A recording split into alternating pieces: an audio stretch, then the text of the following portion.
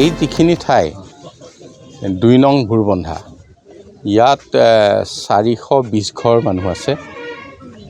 এই অঞ্চলটো মাথাউৰিৰ বাহিৰত মানে নৈপৰীয়া ঠাই, গতিকে নৈত পানী বাঢ়িলেই ইয়াত পানী হ'ব আৰু কেতিয়াবা কমকৈ বাঢ়িলে কম হ'ব, বেছিকৈ বাঢ়িলে বেছি পানী হয়। গতিকে ইয়াত আমি সাহায্য দিয়াৰো ব্যৱস্থা কৰিছোঁ আৰু ভৱিষ্যতে ইয়াত আমি মাটি চাইছোঁ ক'ৰবাত হাইলেণ্ড কৰিব পাৰি বা অন্যান্য ধৰণে, যে পানী অহা সময়ত যাতে মানুহৰ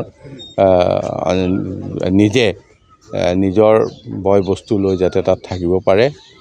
আৰু ইয়াৰ ভিতৰেদি যোৱা ৰাস্তাটো সদায় পানীয়ে ভাঙি থাকে, গতিকে এইটো অকণমান ৰাস্তাটো নিৰ্মাণ কৰাৰ ক্ষেত্ৰতো আমি ব্যৱস্থা ল'ম।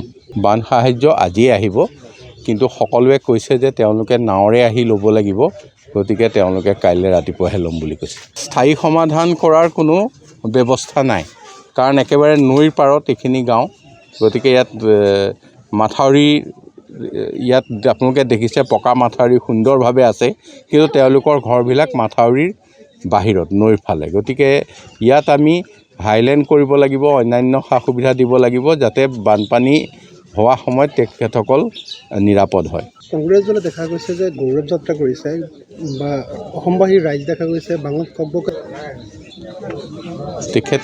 তেখেতসকলে সময়ৰ কামটো সময়ত কৰা নাই।